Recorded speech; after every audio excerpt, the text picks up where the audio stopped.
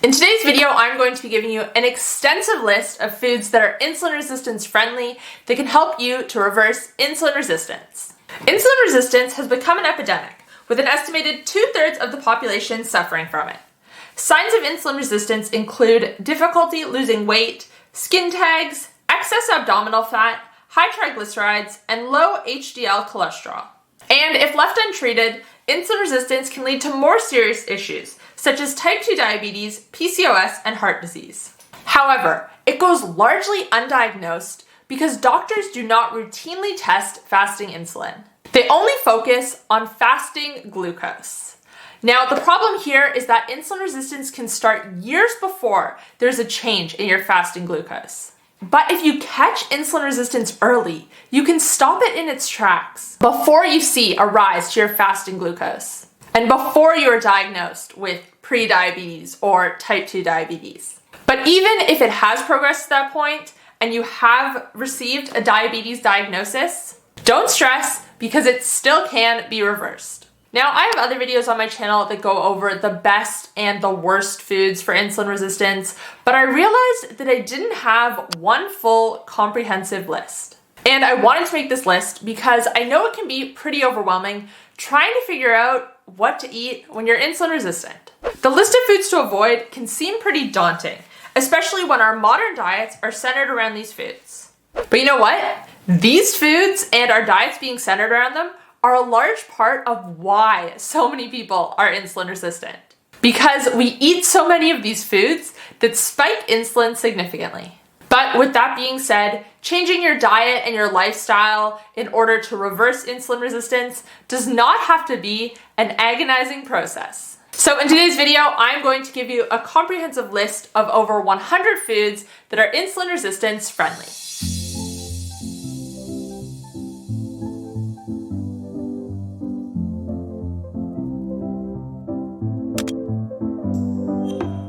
Hey guys, welcome back to my channel. If you're new here, my name's Kate. I'm a health coach and I post videos on a high-fat, nutrient-dense way of eating. If you like this video, please give it a thumbs up, feel free to share, and make sure to subscribe. Make sure to follow me on Instagram, Twitter, and Facebook where I share new posts every single day. Today's video is sponsored by Squarespace. For everything from websites and online stores to marketing tools and analytics, Squarespace is the all-in-one platform that does it all. Head to squarespace.com/healthcoachkate to start your free trial today. So the topic of today is foods that can help you to reverse insulin resistance. Now, if you aren't 100% sure what insulin resistance is, here is a quick 30-second recap. Insulin resistance is a state in which the cells in your body are no longer responding to insulin correctly. This happens when insulin levels in the body are higher than they should be for an extended period of time. One of insulin's main roles in the body is to regulate blood sugar. Usually when we eat, blood sugar rises, and the pancreas releases insulin. The insulin then ushers the excess sugar out of the blood and into your cells. Now, when you become insulin resistant, your cells stop accepting blood sugar as readily. This leads to insulin levels remaining high, and eventually blood sugar levels remaining high as well, which is when you will be diagnosed with type 2 diabetes. But as I said before, if you catch insulin resistance soon enough, you can stop it in its tracks. But anyways, with all that being said, let's get into the list. And make sure to stick around until the end because I'm going to be giving you a free printable copy of this list.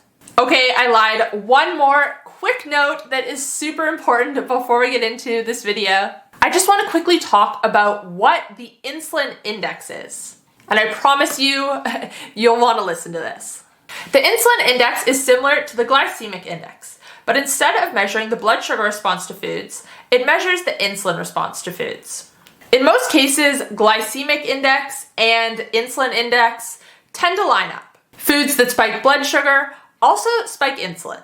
And this makes sense. Insulin is responsible for managing blood sugar. So when there is an increase in blood sugar, there will be an increase in insulin.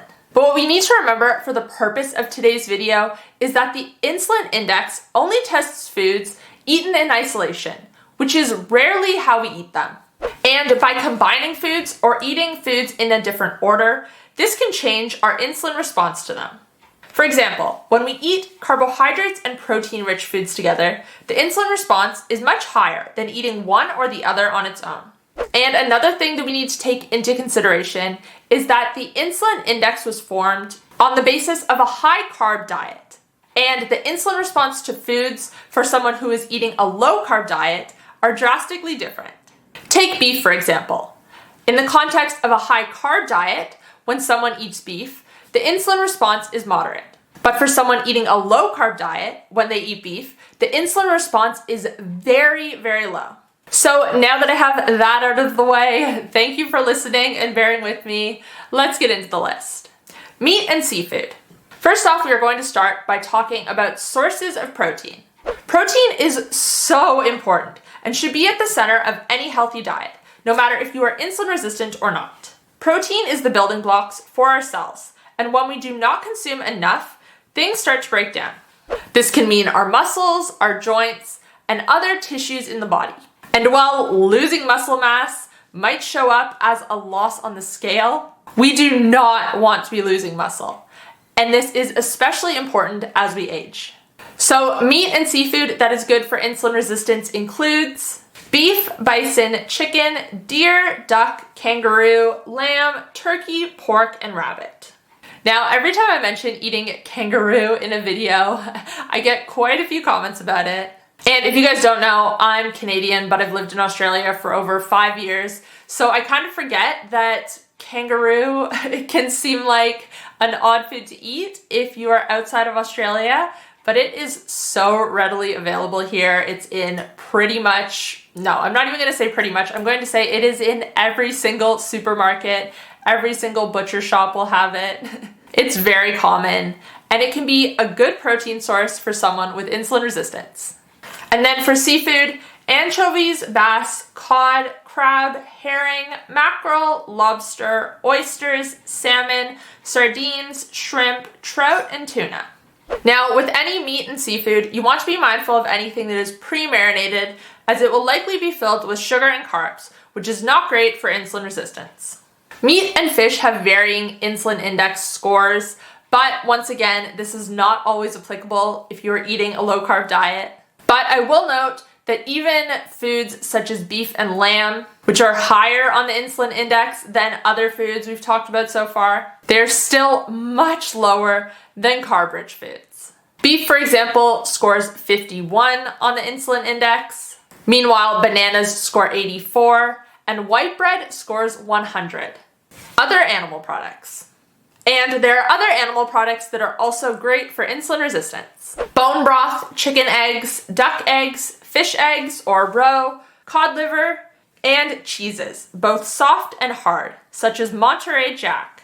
If you guys understand that reference, let me know in the comment section down below. If you do understand what I'm talking about, I'm still so embarrassed by that, but it's an inside joke now, so if you know, you know. Fruit. Now with fruit, you mainly want to stay away from tropical fruit, which are higher in sugar, and focus more on low sugar fruit, including berries and fatty fruits. This includes avocados, blackberries, blueberries, coconut, olives, kiwi, lemons, limes, raspberries, peaches, strawberries, and tomatoes. Now, before I get into the vegetables and the rest of the insulin-friendly foods, I'm going to take a quick moment to tell you about today's sponsor, Squarespace.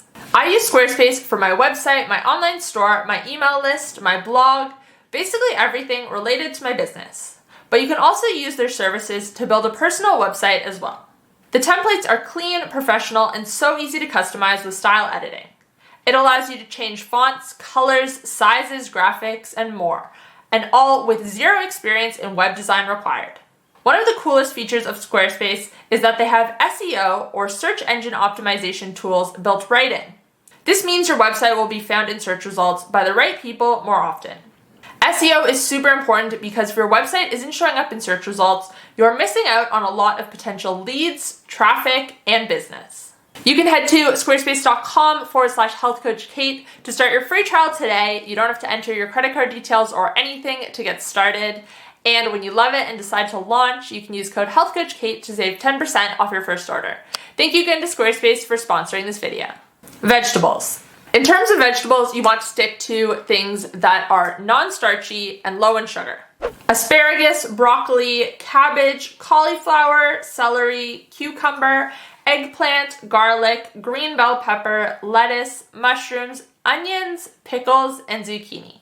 I might have missed some other vegetables there, but if you have one in mind that you aren't sure about, just look up the carb content. If it is relatively low, then you're probably good to go. Fats and oils.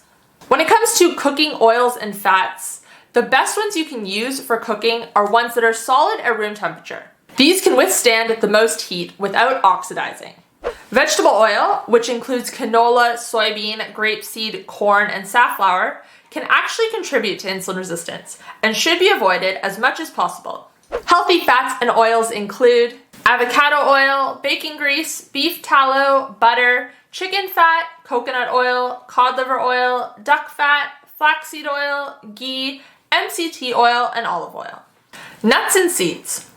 Now, most nuts and seeds are pretty insulin friendly. Most of them are low in carbs. You want to stay away from anything that has been roasted in vegetable oils, so just read the package if it does say that they've been roasted. But even still, some nuts and seeds can be inflammatory for some people. So if you want to include them, you might just have to experiment with how your body tolerates them. Some of the nuts and seeds to include are almonds, Brazil nuts, chia seeds, flax seeds, hazelnuts, hemp seeds, macadamia nuts, pecans, sesame seeds, and walnuts. And those are over 100 foods that are insulin resistance friendly. As promised, if you guys want a printable copy of this list, you can head to healthcoachkate.com/insulin resistance. Enter your email, and once you confirm it, you will receive the list straight to your inbox. I hope you enjoy it. I think it's a good resource for anyone who is trying to figure out what to eat when they're insulin resistant. So if you have a friend or family member who is struggling with this, print an extra copy for them as well. And if you guys want to know more about what causes insulin resistance and why the foods I recommended in this video are so effective for treating it, I will link a video up above. You can check out that video. It breaks it all down. It will explain everything. And let me know down below in the comment section if you are currently insulin resistant and what you're doing to combat it. If you're not already subscribed to my channel, please make sure to click that subscribe button and give this video a thumbs up if you did enjoy it. And once again, remember to check out today's sponsor, Squarespace, for all of your online website needs. Now, if you guys did enjoy this video, you might also enjoy my video on 3 steps you can take to reverse insulin resistance. You can check it out here. If you want to catch up on my most recent upload, you can find it here. And if you want to check out my keto diet and carnivore diet coaching programs, you can find them here. Thanks, guys. I'll see you next time. Bye.